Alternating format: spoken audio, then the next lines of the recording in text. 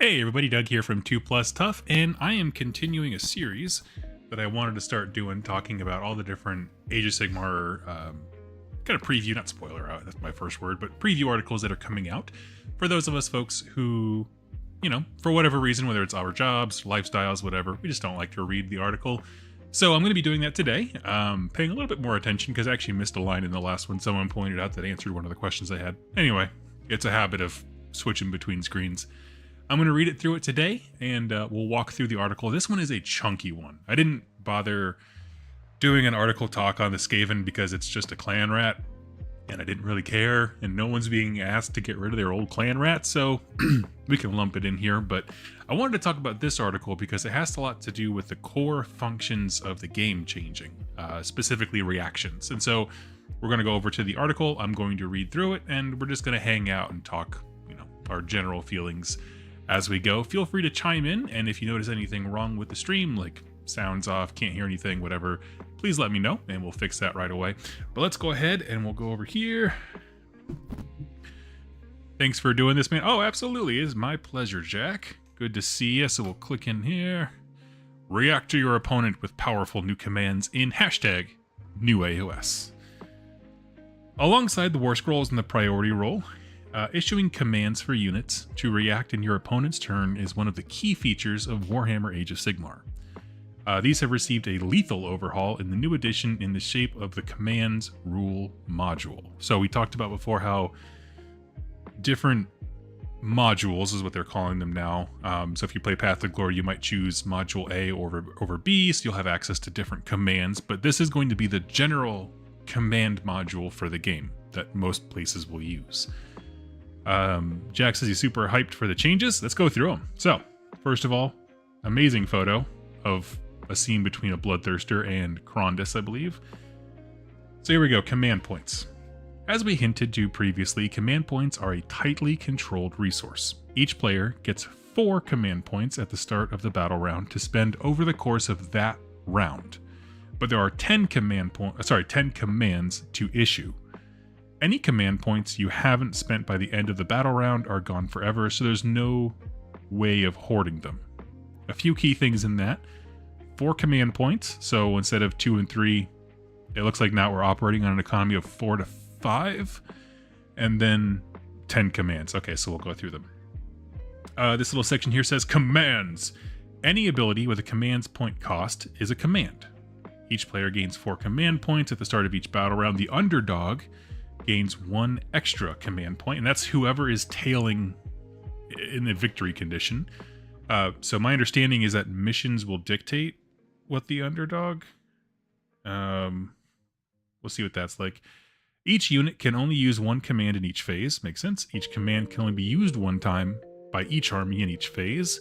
You must pay the command points cost to use a command. Okay. Those are pretty...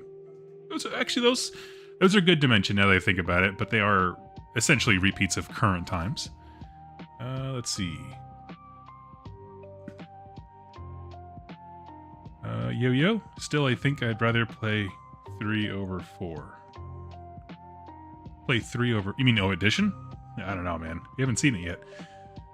Okay, so the army composition module may also affect your CP economy. If you start with fewer auxiliary points than your opponent, you earn 1 extra CP per battle round.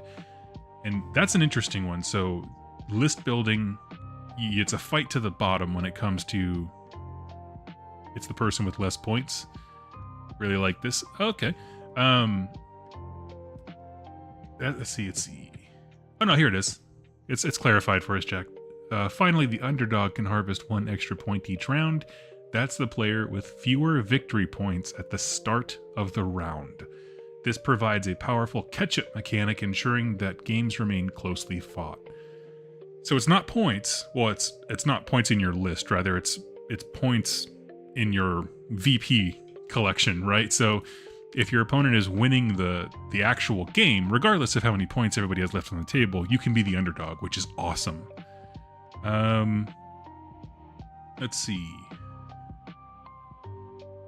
Yes. So if you have fewer auxiliary units, so those are ones that are not inside of a battalion, you get an extra CP, which makes me think that if you have tied, then nobody gets the bonus CP, right? Okay, so one is affected by army composition, one's affected by game state round to round. That's cool. Yeah, here's the big question. Ossiarch Bone Reapers, so let's see. Your pool of command points is an incredibly precious resource, as there are no abilities in the game that can generate additional points. That's interesting. So that's a hard stance. That's a flat statement. There's no abilities in the game that can just generate additional points. Units and factions, such as the disciplined Ossiarch Bone Reapers, which previously relied on additional CP, can look forward to powerful new mechanics to compensate. Stay tuned for more information on those. What's more, the restrictions on who can issue commands are gone. Needing to use generals, totems, and heroes and unit champions and elite units to issue commands is a thing of the past. This makes using commands clear and concise while retaining the tough choice of when you use your core offensive and defensive abilities. Ooh, okay, so that's all talking about command points. Let's just pause here for a sec. So you get more, but now there's a lot more to do. You get 4 points now instead of 2 baseline. There's a few ways to get more. You could theoretically have up to 6 per round if you are the underdog and you took fewer auxiliary choices than your opponent, which, if they are as tightly regulated and powerful as they are making them sound, that's a big swing. Little vague on the Ossiarch Bone Reaper stuff, but of course, why wouldn't they be? And I think that all makes sense.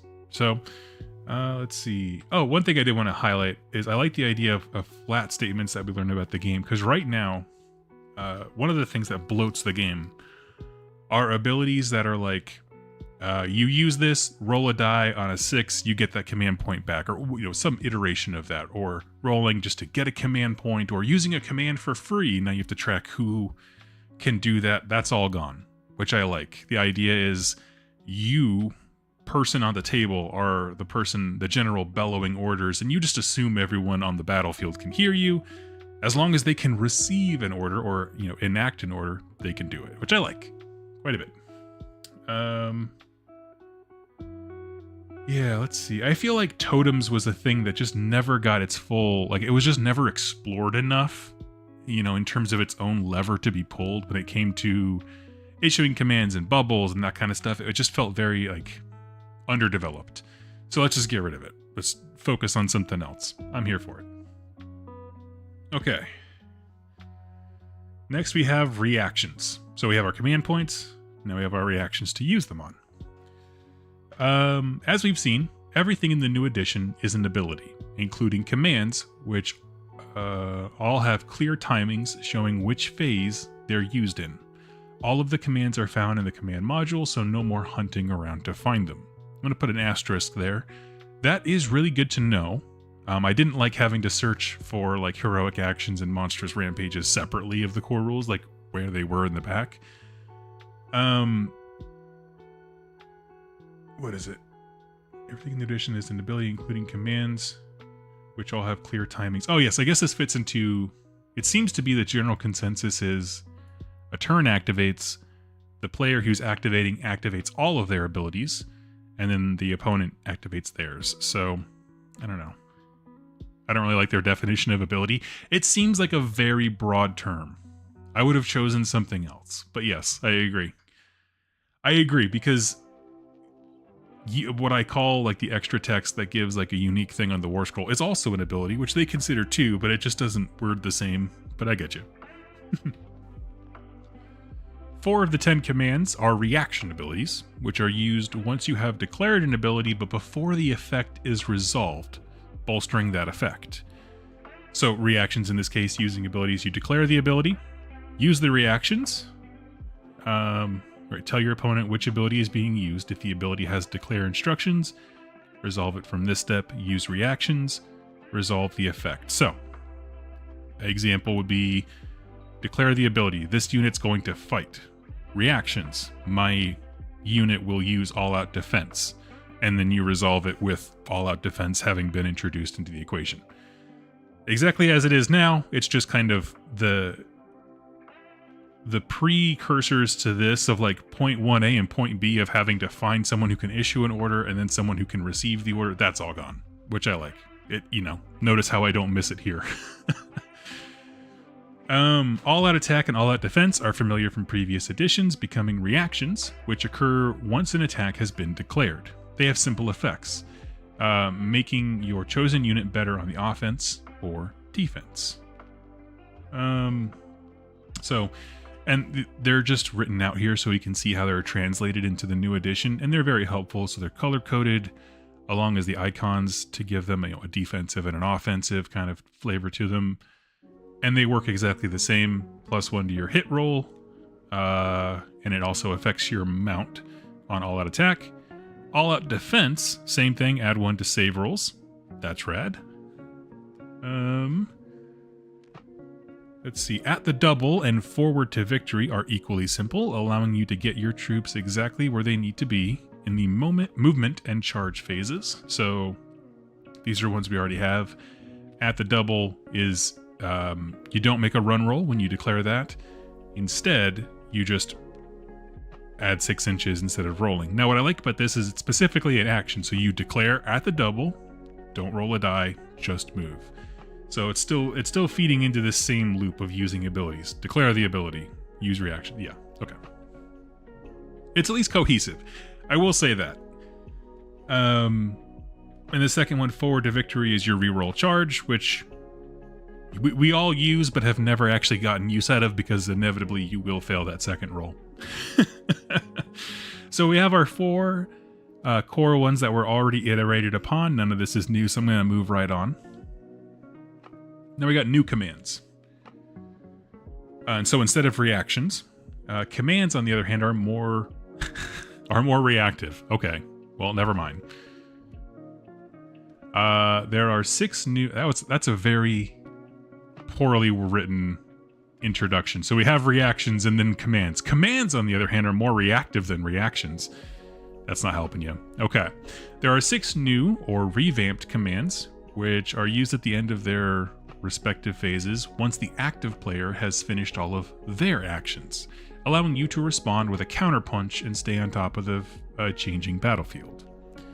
So we have our reactions, which are in the phase of like middle of actions, and then these commands happen on kind of a grander set once the opponent has finished all their actions or abilities for that round. So, first one here, Rally. Rally now gives you a more flexible way of healing or returning models to your unit. The scaling has improved. You no longer get lucky on the dice and bring back 2 full Storm Drake guards. This is also a good example of how some of the functionality that used to be a part of heroic actions, in this case heroic recovery, has been incorporated into other abilities to avoid 2 separate systems. Got it. Okay, so let's talk about Rally. So basically what they're saying is we did away with a lot of the extra things, the monstrous rampages and the heroic actions and a lot of the interaction abilities, and just brought them under one big umbrella. So let's talk about Rally. Declare. Pick a friendly unit that is not in combat to use this ability. Effect. Make 6 rally rolls of d6. For each 4-up, you receive 1 rally point. Rally points can be spent in the following ways. For each rally point spent, you can heal that unit 1. And heal being a universal term there, which is cool. You can spend a number of rally points equal to the health characteristic of the unit and return a slain model to it. The way it's worded, you can't go above the starting size. You have to return, and return is bolded. And you can spend the points in any combination above, and then unspent points are lost. I feel like that is way better. It is both better for people who have multi-wound models and a bunch of nerds who just need to throw bodies back onto the field. 6 rally rolls. Now, what I like is that rally rolls and rally points are distinguished here, at least in this article. They're bolded separately. So you could, in theory, have modifiers to rally rolls, meaning make 8 instead of 6, for example. Or you could also have whatever your rally points are plus 1. So if you roll and you get 3, it's whatever that value is plus 1. I like that. So Again, I'm not saying they're going to do that, but the fact that they've already keyworded and blocked out those interactions is interesting. So it's at least space. How about that? Well, they're giving themselves space. So that's Rally. It's cool stuff. Let's go back to Redeploy.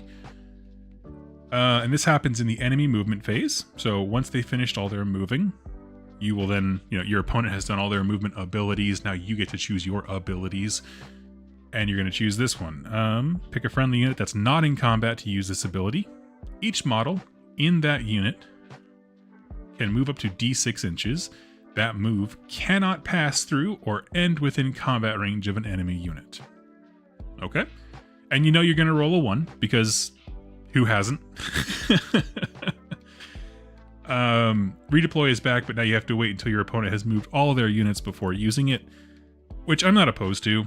I always thought that was kind of a clunky one. I mean, it's not clunky as written right now in 3rd, but with the flow of like a person across the table from you, like they're moving this unit. Oh, and then I'm going to move this one. And then you have to interrupt them to be like, actually, redeploy. Now it's just codified that like one player is just going to do everything. Then the other guy does everything, which is interesting because it makes it on the same hand less reactive from a unit to unit basis, but more interesting and more streamlined. And in all honesty, I like it. Honestly, Redeploy to me is like a gotcha thing. Like people who know how to use it well are killer, and the people who don't, like, it just kind of seems like a waste of time. You can tell which camp I'm in. The next one here is where things, in my opinion, get very interesting, because I read this article, was getting my oil changed today, and I was just sitting here reading and rereading. So our next two are Covering Fire and Countercharge. Okay? Covering Fire enables shooting units to exert pressure, replacing an old favorite, Unleash Hell. The new hotness is in the charge phase, is the powerful Countercharge ability, which costs 2 command points and allows for brutal interceptions. Cavalry units in particular revel in this ability, but any unit that triggers abilities on the charge can become exceptionally powerful when used correctly. Nice. Okay, so let's walk through these. First one is Covering Fire, costs 1 command point. That number in the top right, by the way, is the cost in command points. To my knowledge, unless you're under the effects of a particular Lumineth spell, nothing costs 2 in the current edition. But anyway, so now we are introducing the idea of 2-point cost command abilities. That's cool. So the first one here, costing 1, Covering Fire, happens in the enemy shooting phase. Pick a friendly unit that's not in combat to use this ability. The effect, resolve shooting attacks for that unit, but all of the attacks must target the nearest visible enemy unit, and you have to subtract 1 from your hit rolls. I like this because it just, the nearest visible enemy unit, and you must subtract 1 from hit. Have they said in any article if you can shoot into combat? So like, let's say I have a row of guns, right? You move, shoot, charge. So enemy unit moves up. They try to shoot at me. One of my guys says, hey, I'm going to shoot those guys who are lining up for a charge. I'm assuming you can fire through your own guys. That there's nothing that makes me think you can't. And then the charge phase would happen. So actually, never mind. You don't even have to shoot into combat. But it's interesting to think about, because I wonder if that would make them the nearest model still. I'm curious. So, on the whole, I don't, I'll let you guys chime in the chat. What do you think of Covering Fire? For me, you're talking to a guy. My armies have lately included Bone Splitters, Beasts of Chaos, Stormcast that are all hammers, and now I got Flesh Eater Courts and Gits. Like, I'm not like rolling in guns. I don't know. Covering Fire or Unleash Hell was never like my jam. Because usually that for me meant like maybe one guy throws an extra boulder. It wasn't going to do anything in my phase, and it's not going to do anything in theirs, so whatever. So I'd like to hear if you are an army that actually uses guns, like Cities of Sigmar, or maybe bow-focused, Hedonites of Slaanesh, Stormcast, obviously. Like, I would love to know what your thoughts are. I know one of the big differences is just the nearest visible enemy unit, which is interesting. The second one here is the new reveal, which is countercharge. Costs 2 command points, and this happens in the enemy charge phase. Pick a friendly unit that's not in combat to use this ability. It can use a charge ability as if it were your charge phase. So your opponent is going to do all their charge moves, and once you know how the line is set, and this is after they've done all of their like if they have impact hits or anything like that, all of those things would be resolved before you got to use your commands and abilities. So that's all resolved, and you know how the table looks, and at this point you have an opportunity to see what kind of combats you want to cause. If you can force your opponent to make them feel like they overexerted themselves, right? So you have a unit of knights off to the left.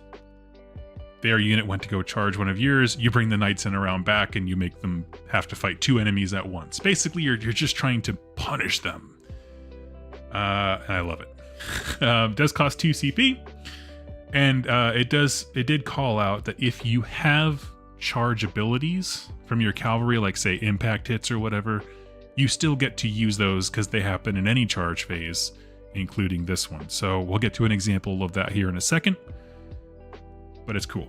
I got some thoughts coming in on covering fire. It means you can shoot twice. Well, 1 unit. Presumably your biggest shooting unit can now shoot twice. That's true, but only at the closest visible thing. That's cool. I think covering fire is scary. I say this as a fan of armies like Stormcast, Lumineth, and Tzeentch. Even I am worried that it's going to cause problems. Well, let's see. That means 1 unit can shoot twice around. It depends. We have to see the war scroll. What kind of ranged attacks? Because they've already mentioned that the range has gone down. Or has been diminished in general. In one of the articles they said that. So I'm curious to see what shooting attacks look like, but I understand this does broadcast like a potential issue in the future, so yeah. Let's see. While I like cover fire, Unleash Hell is better than cover fire. But I would have liked both. Yeah, actually my buddy Brent from Earling Ones was saying, what if they made Unleash Hell, they brought it back to the game, and it cost 2 command points like countercharge, except the only thing different was you deleted nearest visible enemy unit. So I was like, that's an interesting concept. But again, more stuff on the field. So let's keep going. I like what I see with these two. While I don't do shooting armies that would really make a lot of use of this, countercharge is my jam, and I absolutely would. Let's see here.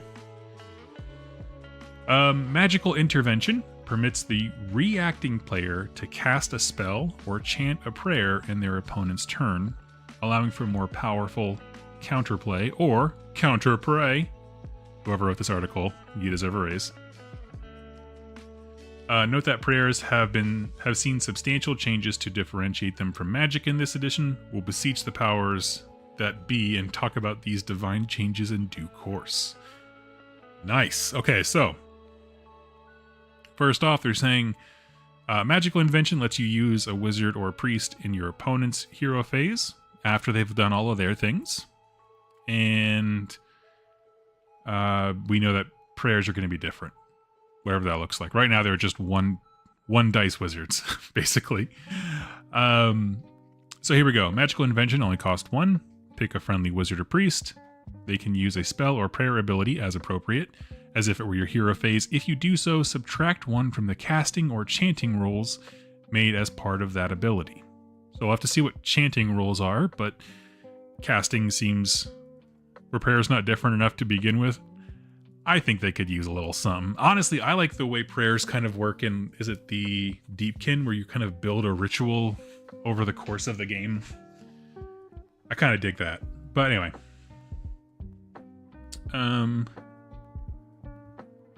This is interesting to me, and the way that I look at this is, like, let's say your opponent, I don't know, I'm trying to think. If they put on a buff to a unit that you know is going to wreck face, Magical Intervention is a great way to put a defensive spell on a unit that you know they're targeting. It is a great way to use any of your abilities. If you have one that lets you teleport, think about that for a second. Think about teleporting away in your opponent's hero phase. That's awesome. We'll have to see again the roster of spells, but like looking at the spells and the mechanics of the game that we have now, think about trying to like tag a debuff onto a unit just to rattle your opponent, just so that they think the rest of this turn that unit won't be as good, so we shouldn't invest time in it. I'm like, that's how you put players on tilt. Oh yeah. This is the mind games, and I like it. Finally, Power Through is activated at the end of any turn, so it has the purple, kind of end of round thing, letting rampaging monsters and barreling chariots smash through infantry or scatter cavalry, dealing damage and moving through the unit, opening up new positioning opportunities. Okay. Power Through. Declare. Pick a friendly unit that charged this turn to use this ability. Then you must pick an enemy unit in combat with it to be the target. The target must have lower health characteristic than the person using this ability. Makes sense. Monsters, chariots, whatever. The effect. Inflict D3 mortal damage to the target. Then, the unit using this ability can move a distance up to its move characteristic. It can pass through and end that movement within combat ranges of enemy units that were in combat with it at the start of the move, but not those of other enemy units. It does not have to end this move in combat. Okay, there's a lot there. There's a lot going on. So let's see. We're going to go to our downward cam. Oh, downward cam's off and lost to us. Give me 1 sec here. Heyo! I'm working on some flesh eater course right now, everybody. So let's say we got a bunch of ghouls. We got a bunch of gabagools here. And this is my arch regent. He's here. Let's pretend he has power through.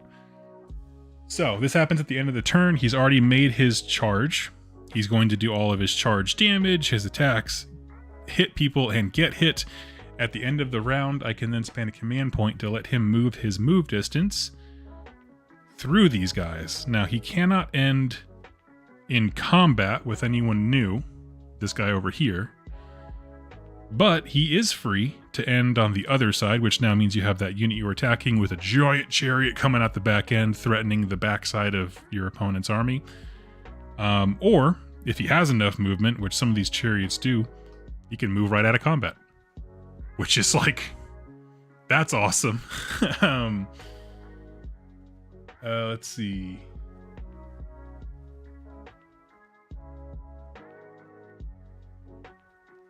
Don't forget, you can just burn a unit for big damage if you're in range. I love to see Tzeentch just pop up with D6 mortal or a lucky 43. Often for it depends on how it goes, but yeah.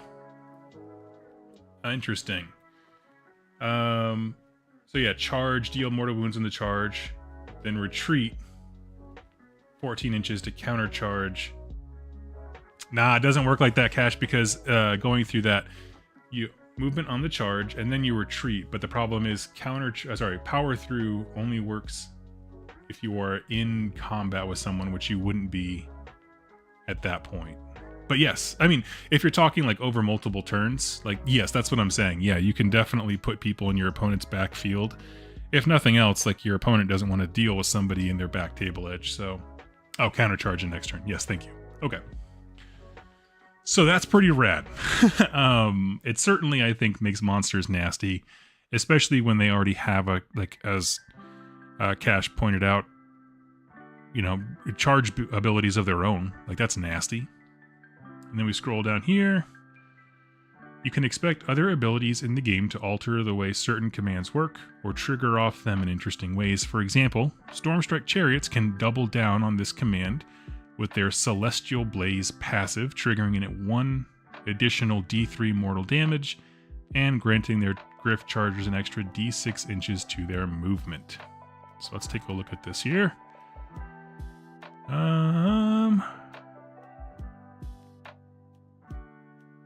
Okay, so this is our first look, presumably, at the Stormstrike Chariot War Scroll. 10-inch move, 10 health. That's fantastic. So you're going to be able to run over things with 10 health. Remember, they have to be lower than you. 3 up save, 2 control.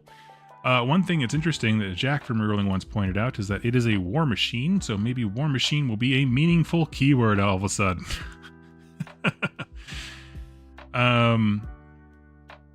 So ranged weapons, they have a storm bow, 18 inches. Interesting. 2 attacks, 3s to hit, 3s to wound, rend 1, damage 1, anti-infantry. That's all rad. I'm more interested in the abilities, so let's see. Any charge phase, Azir Unleashed. If it charges something, roll a d3. On a 2-up, it inflicts an amount of mortal wounds on the target equal to the roll, so it's going to do 2 or 3 mortal wounds on average. And its passive, the one that they mentioned, is when this unit uses the Power Through command, inflict an additional d3 mortal damage on the target and add d6 to the distance this unit can move as part of that ability. So you're going to have a chariot that can move anywhere between 11 and 16 inches off of the front line of your opponent's enemy. So just as Cash pointed out, that's a big footprint to be able to then ping pong backwards into your opponent's line. And even if it just dies, if it takes, how many attacks would it take to justify throwing a unit into someone's back end like this? Like, honestly, not a lot. If you can distract half an army for a turn, I think that's worth a chariot. I don't know. I like it. But one of the things that I pointed out in our group chat, just amongst friends, is that I love that they showed off the Stormstrike Chariot for this, because it allows you to use almost every single ability that they mentioned here, right? Like, let's go down our little list here, and I'm actually going to create a second window and pop it open on my side so I'm not constantly just scrolling up and down because I don't want to make y'all seasick. Let's see. So obviously they can use all out attack, all out defense. At the double is incredible for them. But interesting things to me. Covering fire can be used by them. Counter charge, which would actually be awesome. Someone charges one of your frontline units, you can charge them from the side with this and get those damages in. And power through. But what I like is this idea of one unit now having this many options available to it. Like, is it going to be the best shooting for, oh my gosh, now I'm getting caught up in the new names. Covering fire? No, you're probably going to have better shots. But I like the fact that if your army is getting withered away, you have somebody who can do those kinds of things. Whereas I felt like, I just don't feel like I have that right now. Like, just a lot of times where it just kind of feels like a waste of time to roll them out. But stuff like power through allows them to really push. I don't know. Let's see. What else was there? There's one other thing I wanted to talk about. Later this week, we'll be looking at how battle traits work and what you can expect from battle formations, the replacement for sub-factions. That's an interesting statement. Replacement for sub-factions. Interesting. You know, I did talk at Adepticon. Matt Rose was one of the guys. He's one of the head developers on this edition, and he had mentioned to me, and it wasn't a spoiler or anything like that, but one of their kind of key ideas was they don't want people to feel locked in, like, narratively when they choose a sub-faction. And so there's kind of a trend, I think, to kind of maybe...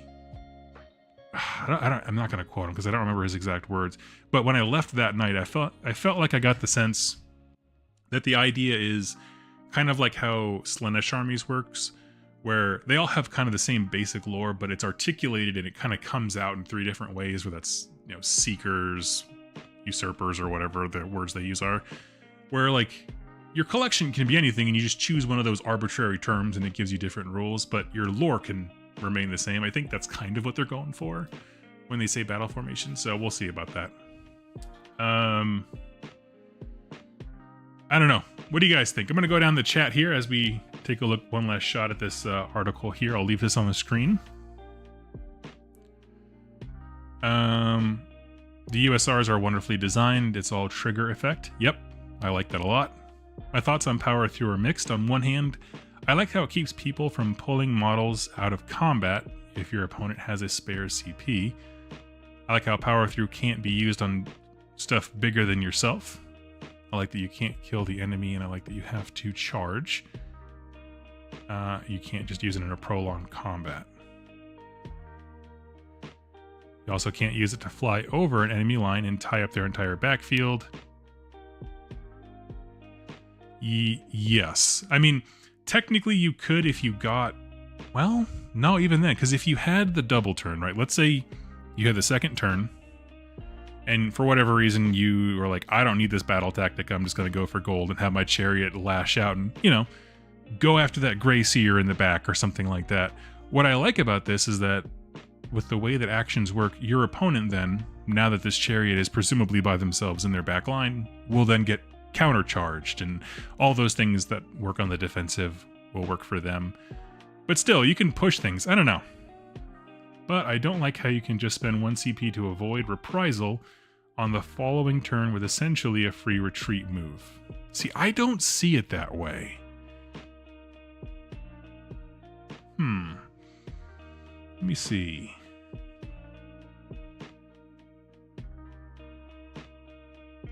You can pass through an end movement within the combat range of the enemy unit that we're in combat with. It does at the end of start move, but not those of other units. Yeah, I guess it doesn't have to be forwards, does it? It can move a distance up to its move characteristic. It can pass through and end that move within the combat ranges of enemy units that it were in combat with.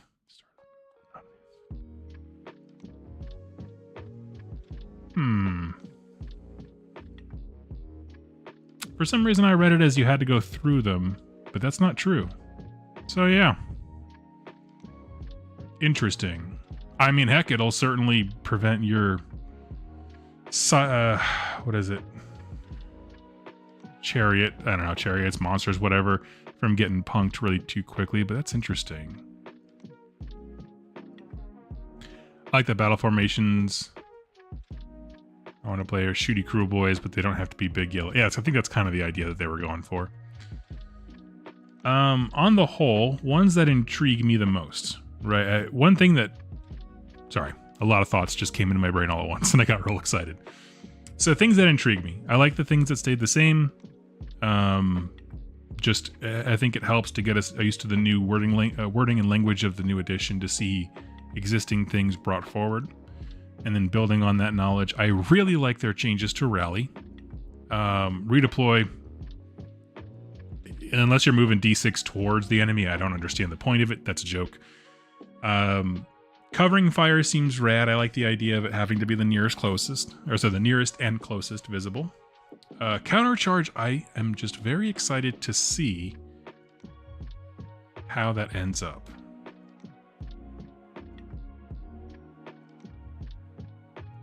Let's see.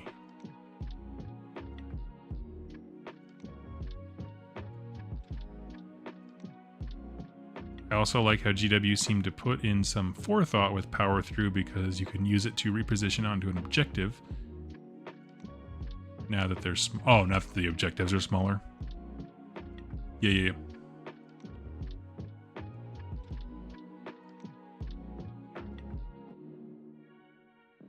Is charge now before you charge? Oh, like the counter charge before you charge. I don't think I understand the question, Cash. Anyway, it all seems interesting. The power through, I think, needs a little bit of FAQing here, just because I want to know what they're envisioning. It's clear from the wording, like from the title of the thing, they see it as monsters pushing the line of engagement further on. But y'all are right. Like, if you just ping pong off, you can do some extra damage and then pull that beast from battle. Why go forward? But that being said, I'm still of the kind of person who will throw a chariot into my opponent's end just to force their army to do something.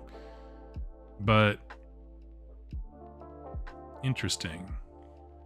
Yes, it makes body blocking objectives with cheap horde. Yeah, exactly. Yeah, because then something can come in, charge bonus, smash it in combat, and then do this and then run away.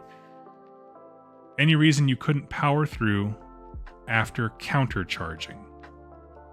Not to my knowledge. Both of them have pretty distinct triggers. That's a great question, Strange Bractor. Because that would give you the movement forward into your, I mean, presumably forward into whatever was charging. That's your counter charge. Stomp, your charge damage if you're a monster or the chariot. Your attacks. And then power through bonus to launch yourself outward and just yeet towards an objective, I guess. Does forward to victory need to be declared before you roll to charge, is what I meant. My understanding is no. So that's one where it seems clunky, because if you look at it, right? Reaction. You declared a charge ability. So you declare this unit's going to charge. It has to be used by the unit using that charge ability, and you can reroll the charge roll. So no, it fits into it. You don't have to declare it beforehand, is my understanding, because you don't have a incident to react to until you start rolling dice, I think.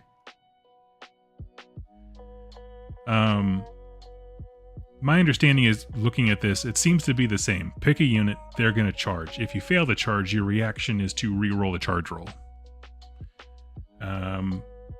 So it would still happen afterwards, but yeah.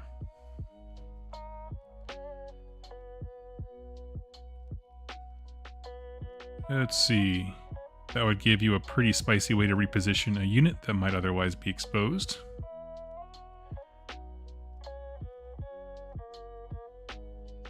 But you react declaring the charge, not to the effect of charging.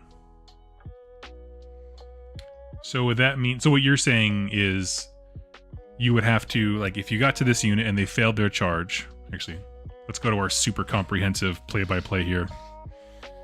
So what you're saying, I see what you mean. So if I declare a charge and fail it, everybody else has to activate until the end of my choosing of abilities, at which point then I would have the reaction to have him charge later with a reroll for the charge roll. That does seem clunky. I can't imagine it working out that way in practice, like with real humans, but I understand the problem. Redeploy happens at the end of movement, not charge anymore. Oh, that's an interesting change. I don't know, I never used it. Man. So end of phase, declare command ability if any being used. Yeah, I feel like what would have really helped this article, like I know that they in the beginning laid this out, but seeing this, oh, sorry. They laid this out, but seeing them walk through the steps with the different kinds of commands, because they feel intuitively like they would activate at different times. I see exactly what you guys are meaning.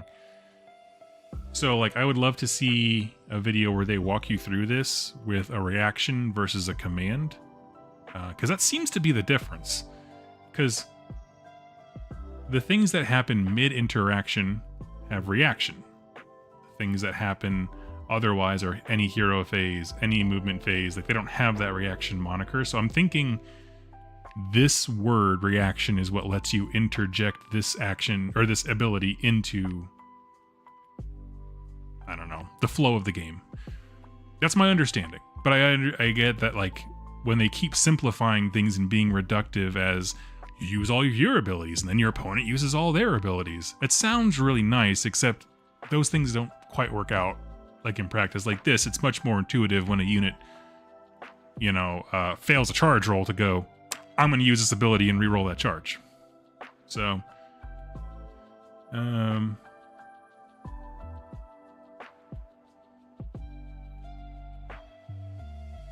but yeah, we'll just have to see. A repositioning thing was in reference to the... Yeah, sorry, there's too many conversations going on in the chat. I'm trying to parse out which ones are different, but it seems to be that they're all having the same the same issue with timing as far as when we deliver commands and reactions. So that's just something they gotta explain. I don't know. Norris Black, I think not having all the USRs is missing the context. Yeah, I would agree with that. I mean, I feel like on the... Let's see.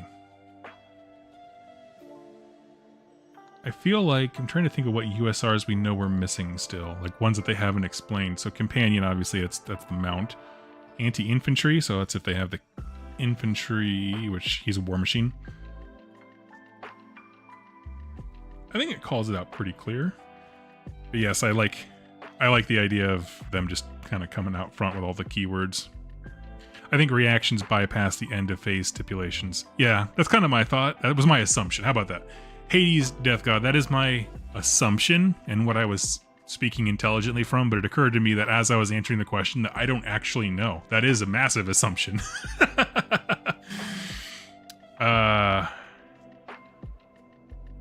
It's all right at the top of the page, I think.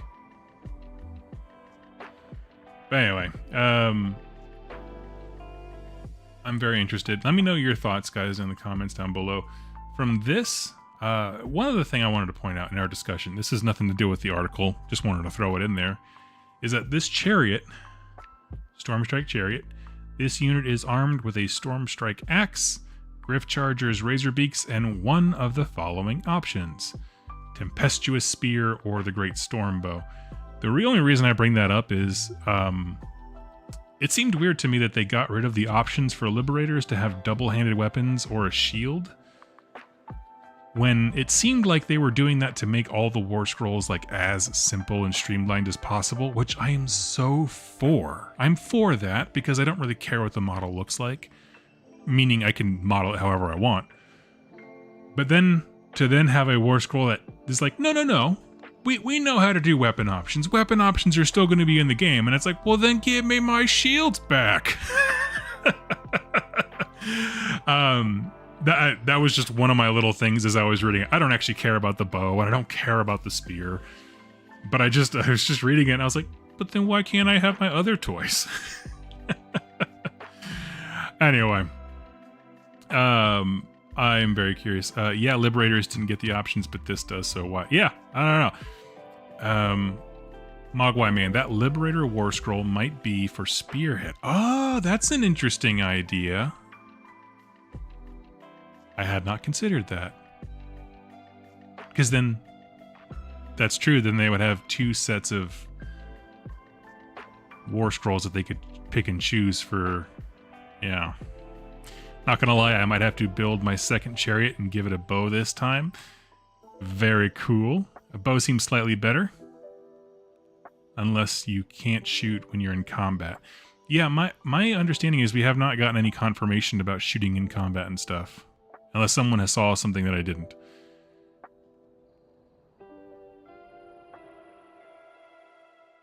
Anyway.